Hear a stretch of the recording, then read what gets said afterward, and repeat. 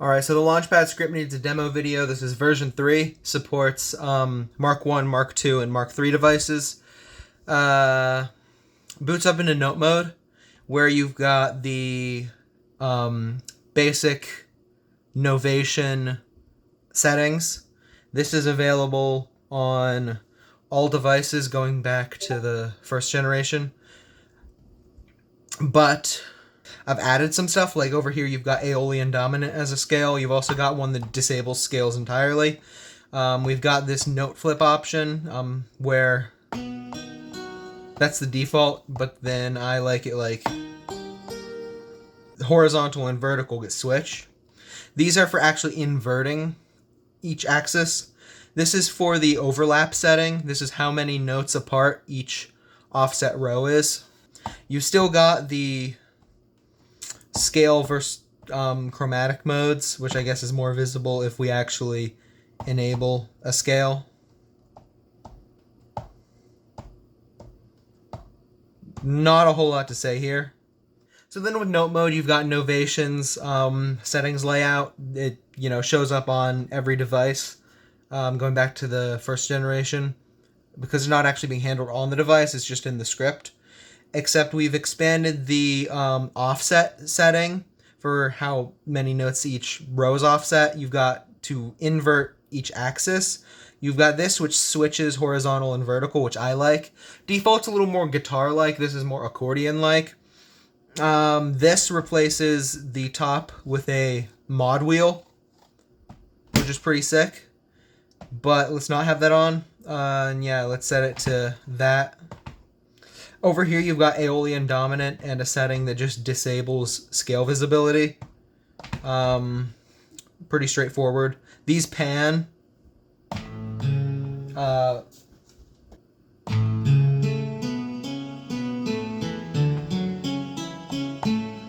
Just typical note mode stuff.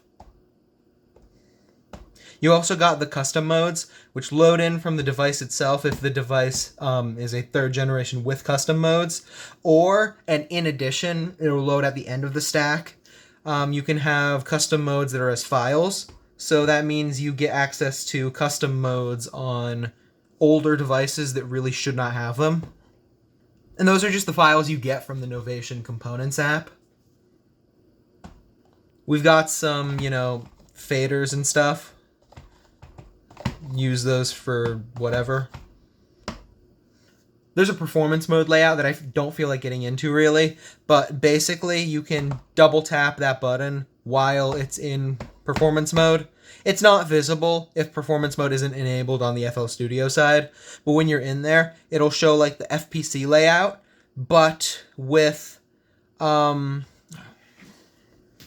while you're in there, it'll just show the typical performance mode layout, but if you double tap that button beneath the clips, if a slot's empty, it'll fall back to the FPCs that you have mapped, which, is just under that button, different FPC instances. These map bank A, these map bank B to the current page you're on. You've got 4 pages. And of course you got a step sequencer, where you can do this. If you're holding in a note, you can choose its velocity.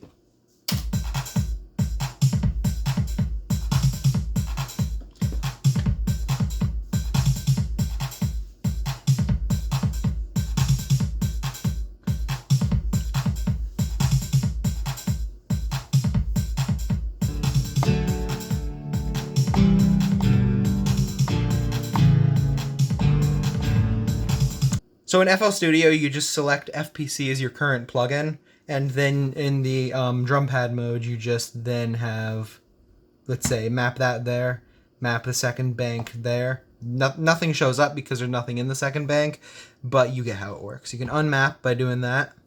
And then from the step sequencer, you can actually, while it's not playing, it'll play a tone when I...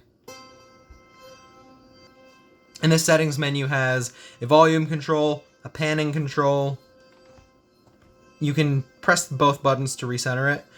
You've got a routing lock for all 17 different potential note modes you've got. You got note mode and then 16 custom modes. Since you can have up to 16 custom modes through pressing the buttons twice in the custom modes pages, these will route it to the 16 different custom modes you can load, and these will route it to note mode. So if I then lock it to note mode, I can then, while a different plugin's selected, make sure it goes to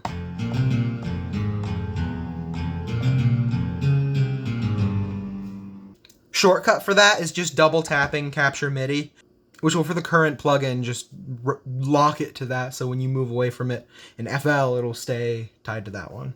For my purposes, I haven't added a device side play pause button yet, but I'm probably, before I upload this, going to just map it to a short press when you release the Capture MIDI button, since I currently don't have that mapped to anything, and then that'll just start and stop playback. Actually, I pulled up performance mode. If I drag and drop a pattern onto the playlist, you can see that shows up as a playable dot. And if I move it around, it moves around. And you can see I can overwrite the FPC pads with this.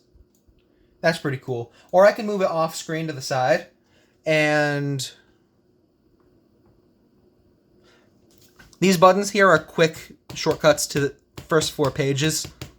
That just, top left, top right, etc. Oh, these buttons are switched. I'm going to fix that. And for the step sequencer, of course, you can go up into the settings. There's only one setting pad right now. That just switches it between 4 and 8. And this one, if it's set to 8, instead of looping back down the second time, it just is kind of tall. One last thing that I forgot to really dwell on is that we try our best to map the RGB values of stuff like FPC or the channels to every device class. It's really easy to do that on the 2nd and 3rd generation. 1st generation doesn't actually have a blue LED, it just has red and green, as most of you know. So we have to improvise a bit, but it's close enough that you can recognize your patterns, hopefully.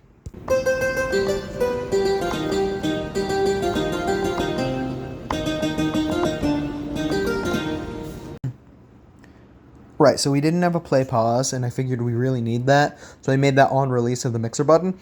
But then, because of that, we can't have a double tap on mixer, which means I had to come up with a different solution for quickly routing note mode to be locked to a specific plugin in FL Studio. Go into note mode settings, you pull up the routing menu through here, and then you can at least have quick access to that button.